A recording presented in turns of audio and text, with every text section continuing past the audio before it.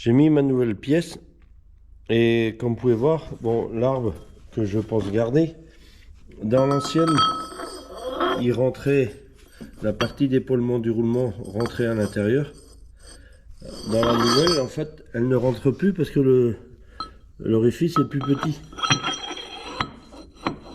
Alors, vous allez me dire, c'est pas grave parce que la portée, de toute façon, elle reste dehors. Le petit souci que j'ai, c'est que du coup, je peux plus mettre mon cardan. Quand mon cardan va arriver là, je n'arrive pas à glisser, à mettre, la cannelure dedans et le glisser dans ce logement parce que ça passe pas ici entre les deux. Alors pour ça, bah, j'ai pris la décision, je vais démonter la gouttière qui est là, c'est pour ça que vous voyez les sangles, je l'ai suspendu à mon petit chariot. Je vais démonter la gouttière là pour écarter, pour pouvoir loger en fait l'arbre, le cardan et le visser à sa place définitive pour remettre en fait toute la gouttière en place. J'ai pas 36 solutions parce que cette pièce ici, de toute manière, on peut pas l'envoyer vers l'extérieur. Elle se bloque là. Donc sa course est très limitée. La course de l'arbre est très limitée aussi.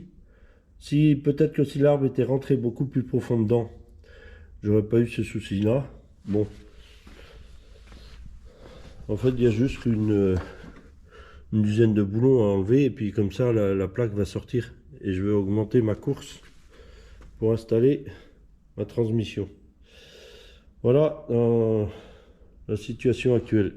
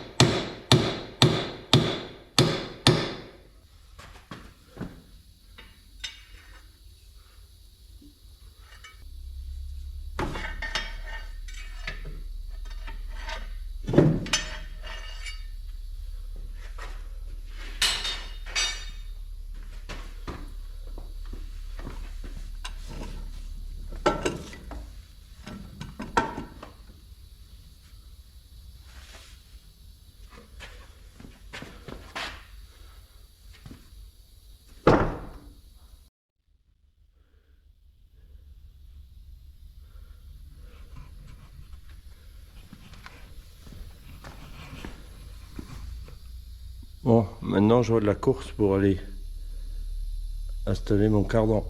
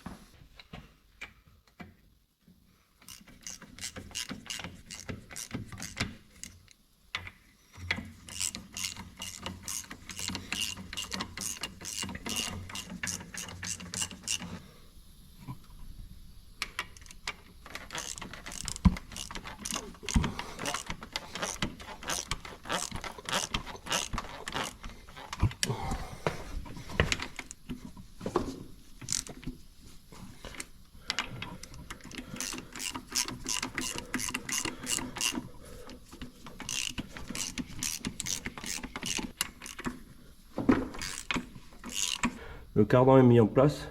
Bon, il me reste, j'ai fait juste l'approche avec 4 vis là, dans chaque coin. J'ai toutes les vis à mettre là. Renettoyer, dégraisser tout ça pour remettre de la graisse neuve. Ici le cardan, bon, j'ai les vis à mettre. Là, j'ai ma petite course qui est là, dans laquelle le cardan peut coulisser. Donc j'ai une petite marge de 2 cm. Et en fait c'est pour ça que la course est beaucoup trop courte pour qu'on puisse mettre le cardan par la suite. Donc voilà, maintenant je pense que j'ai fait le plus compliqué. Là j'ai juste qu'à remonter les 4 vis de frein qui sont là. Et après, bah, je vais représenter ça sur le tracteur.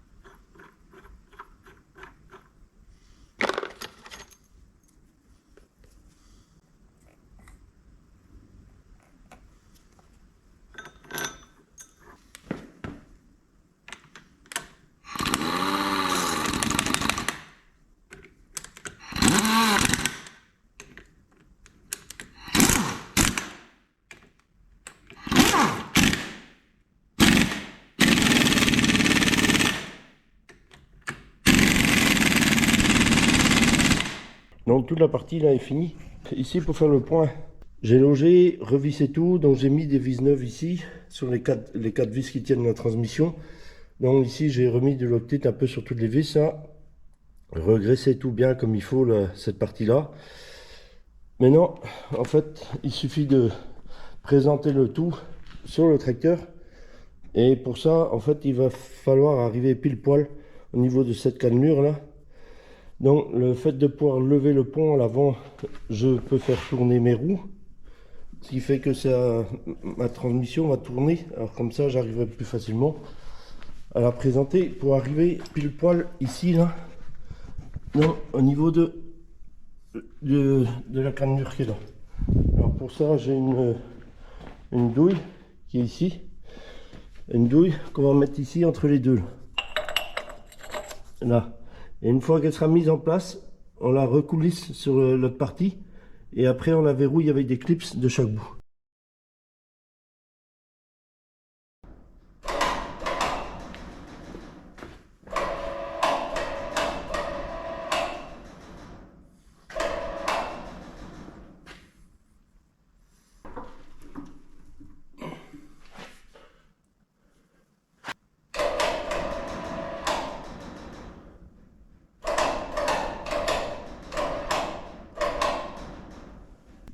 Bon, pour l'instant l'approche est pas mal. En fait, ce que j'ai fait, donc celui-ci est bien parti entre les deux là.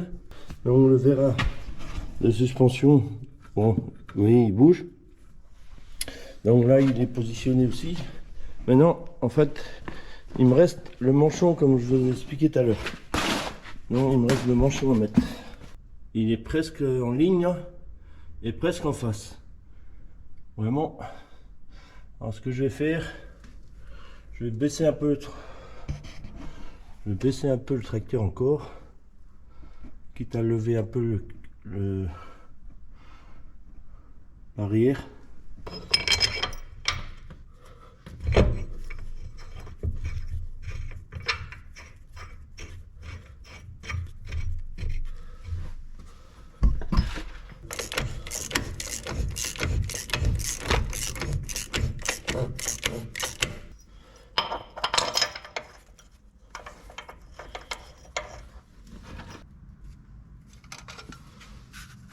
Ah, pick-up. Oh la vache.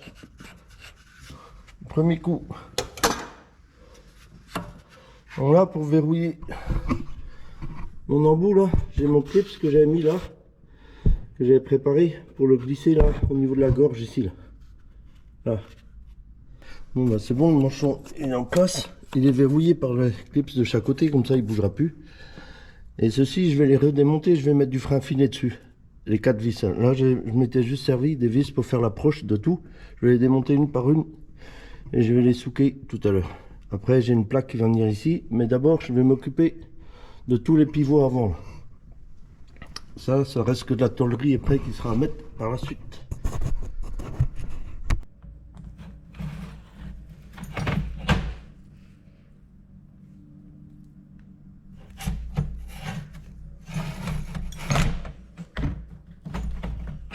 Un peu de graisse avant.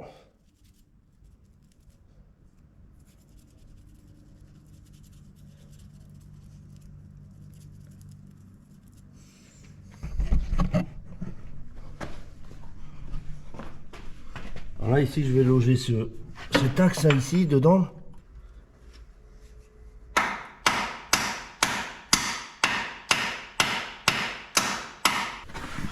Bon, ça y est. Comme vous pouvez voir, j'ai remis l'axe ici là avec son fer plat pour l'empêcher que l'axe s'en aille. Donc ça c'est le premier point du pont suspendu. Et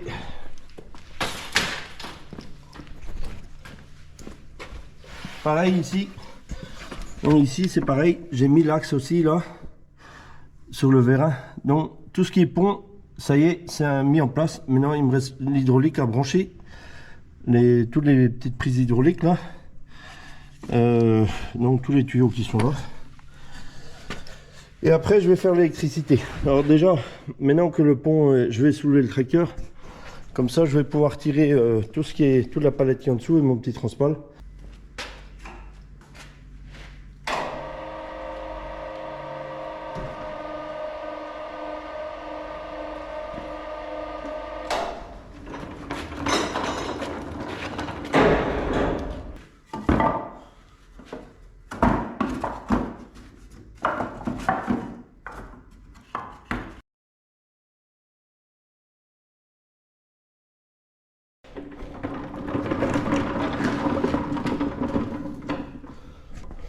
Alors, vous voyez les petits jeux de cale là, c'est sympa.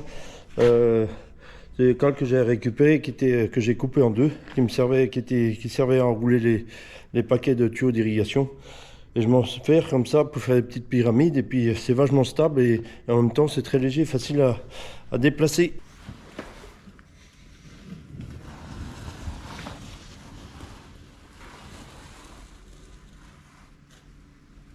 voyez ce qu'il y a par terre là? C'est des choses sur lesquelles vous avez peut-être déjà été. C'est en fait un lit qu'il y a chez les docteurs là, pour se faire ausculter. Et donc j'ai récupéré ça.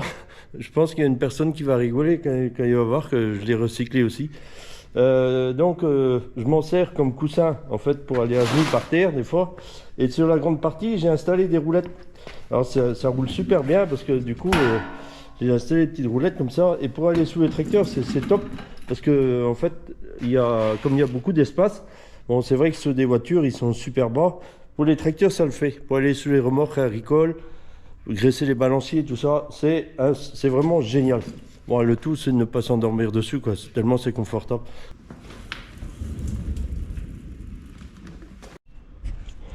Bon, là en fait j'ai fini.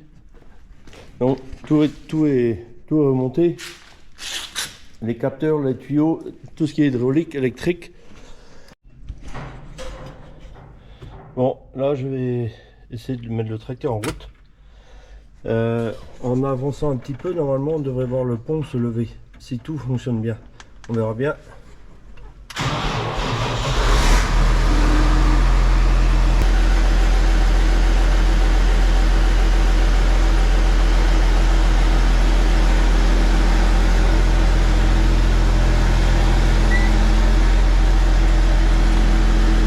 Impeccable.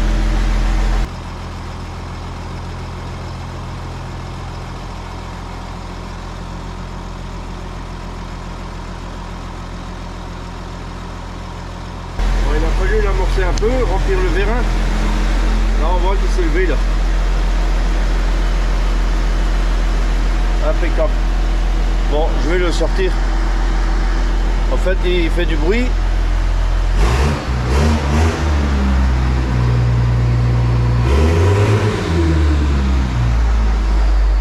Bon, c'est parce que je peux pas le rentrer avec le pot d'échappement à l'intérieur. Mon entrée est trop basse. Donc, concernant la fusée là qu'on a dû changer par rapport au roulement, au bruit qu'il faisait. Bon, faut savoir que celui-ci est équipé comme ça. On en a aussi deux autres là-bas qui sont équipés pareil. Deux sur, peut-être trois même, parce que le T6, je sais même pas. Je pense que le T6 doit avoir aussi. Du coup, le 125 là-bas est équipé comme ça, le 6030 est équipé comme ça. Bon, en fait, à eux deux, entre le 125 et le 6030, ils représentent à peu près 20 000 heures de travail. Il y a un qui est à 11 500, l'autre qui est à 8 500 à la louche. Donc, et on n'a jamais touché ces roulements, on n'a jamais touché ces fusées. Donc bon, celui-ci, c'est arrivé que l'écrou s'est desserré. Bon, il faut savoir qu'il arrive sur ces 4000 heures. Bon, évidemment, 4000 heures, pour nous, c'est rien parce qu'en fait, il en fera minimum la moitié plus chez nous. Et comme c'est notre tracteur de tête, bon voilà, on veut l'entretenir bien. En fait, il faut savoir que comme il est payé, il est amorti, autant le garder. Même s'il y a des fois des bricoles à faire dessus. Le tracteur, il est fini, il a fait ses preuves parce que ça fait plus d'un mois qu'on l'a remonté. Alors en fait, on a profité depuis pour faire l'entretien dessus, comme tous les autres tracteurs d'ailleurs. On l'a ramené faire la vidange, enfin l'entretien annuel, donc, comme tous les autres. Celui-ci, on a profité, bon, comme d'hab, hein, on fait la vidange de tous les réducteurs systématiquement. Et les niveaux, les filtres, enfin bref, les filtres à gasoil, tout ça, l'entretien normal. Après le graissage. Donc c'est Maxime qui fait l'entretien en fait de tous les tracteurs. Et en fait, il démonte si un axe ne prend pas la graisse systématiquement, il le démonte pour déboucher, pour que la graisse prenne. Donc ça peut être assez long pour certains endroits, même le relevage, tout ça. Je sais que il a changé même des bagues ici quelque part là. Et en plus, on a pour habitude tous les ans, alors c'était avant, de modifier les feux qui étaient installés sur les remorques pour les passer, pour les mettre en LED. Alors pendant longtemps, tous les ans systématiquement, je refaisais tous les feux à neuf, je mettais ça à LED. Bon, évidemment, on a fait le tour. Ça fait 3-4 ans, on est en train du coup, maintenant on s'est retourné vers les tracteurs. Donc, on fait un tracteur tous les ans. Alors le TSA 125 a été fait, je sais que le Fiat a été fait aussi. Et là, en fait, maintenant, cette année, on s'est dit, ben, tant qu'à faire un tracteur, autant faire un tracteur qui sera sollicité pour travailler peut-être de nuit. Ça arrive des fois qu'on prépare la terre au printemps, là, quand il y a les cultures à mettre en place. Du coup, on avait des soucis sur les deux petits, là, où en fait les feux de travail étaient complètement pourris. On voyait rien avec. La preuve, pour vous donner une idée, il y en avait un qui était comme ça. Donc, bon, les autres n'étaient pas mieux, hein, mais... Bon, j'ai gardé un pour vous montrer. Du coup, on s'est dit, au lieu d'aller mettre des LED sur les petits là, il en fallait 4 par tracteur. Celui-ci, on avait 8 en tout. Alors en fait, on a démonté les 8. On les a réinstallés là, sur ces deux tracteurs là. Bon, parce qu'en fait, ils éclairent mieux. Bon, ceux-là, normalement, ne travaillent pas de nuit, mais des fois, il suffit pour attacher un outil ou quelque chose. Du coup, on a passé tout à LED. Donc, on les 8 phares. Alors, ça crache, c'est incroyable. Incroyable comment ça peut cracher. Bon, du coup, ça a été fait aussi. Alors, bon, et puis le reste, ouais, même les essuie-glaces ont été changés, pour vous dire. Donc, je tenais à remercier en fait toutes les personnes qui m'ont aidé à mener ce projet à bout, en fait, pour la réparation de ce tracteur-là. C'est-à-dire que ce soit les magasiniers, chefs d'atelier, mécanos, en fait, ils m'ont été d'une aide très précieuse, parce que quand vous n'avez jamais démonté quelque chose, quand vous démontez ça pour la première fois, vous avez des petites surprises, et des fois, bah, le fait d'avoir l'avis d'un mécano, bah, ça vous fait gagner un paquet de temps, et donc je tiens à remercier toutes ces personnes-là qui m'ont aidé. Je vous remercie d'avoir regardé la vidéo, et puis je vous souhaite un très bon week-end, et puis je vous dis à plus.